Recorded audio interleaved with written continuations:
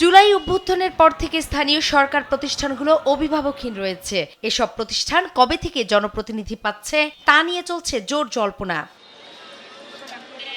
সরকারের পক্ষ থেকে সর্বশেষ বলা হয়েছে সেপ্টেম্বর বা অক্টোবরের মধ্যে নির্বাচন শুরু করা হবে। অক্টোবরের মধ্যে স্থানীয় সরকার নির্বাচন শুরু করার প্রস্তুতি নিচ্ছে নির্বাচন কমিশন। তবে কোন নির্বাচন দিয়ে শুরু হবে তা এখনো ঠিক করেনি ইসি। এজন্য স্থানীয় সরকারের বিভিন্ন স্তরের জন্য আলাদা নির্বাচন ও আচরণ বিধিমালার খসড়া তৈরি করা হচ্ছে, যেখানে প্রার্থীর জামানত বাড়ানোর পাশাপাশি নির্বাচনে পোস্টার, ইভিএম ব্যবহার না করার বিধান যুক্ত করতে চায় নির্বাচন কমিশন।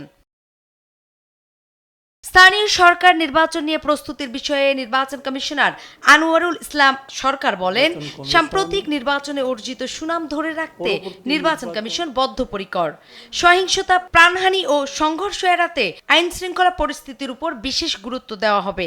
এখন পর্যন্ত আমাদের স্থানীয় সরকার নির্বাচন নিয়ে প্রস্তুতির বিষয়টি যদি বলি, প্রথম কথা হচ্ছে গত নির্বাচনে আমরা যে সারা বিশ্বে যে সুনাম অর্জন করেছি,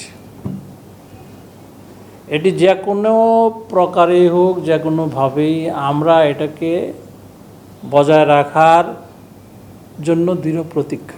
নির্বাচনকে সামনে রেখে কোনো ব্যক্তিকে মামলা দিয়ে হয়রানি বা প্রার্থিতা থেকে বিরত রাখার অভিযোগ উঠলে নির্বাচন কমিশন আইন অনুযায়ী ব্যবস্থা নেবে বলে জানিয়েছেন এই নির্বাচন কমিশনার। তবে এইসব বিষয় মূলত আইন শৃঙ্খলা বাহিনী ও বিচার বিভাগের আওতাধীন বলেও মন্তব্য করেন তিনি।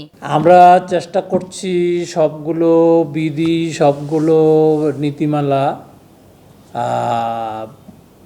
সংশোধনের কাজ যথাশীঘ্র সম্ভব শেষ করার। জুন মাসের ভিতরে আমরা খসড়া নীতিগতভাবে কমিশনে অনুমোদনের জন্য প্লেস করতে পারবো। বাই দিস টাইম আমরা এটা স্টেক হোল্ডারদের দেখার জন্য ওয়েবসাইটে দিতে পারবো।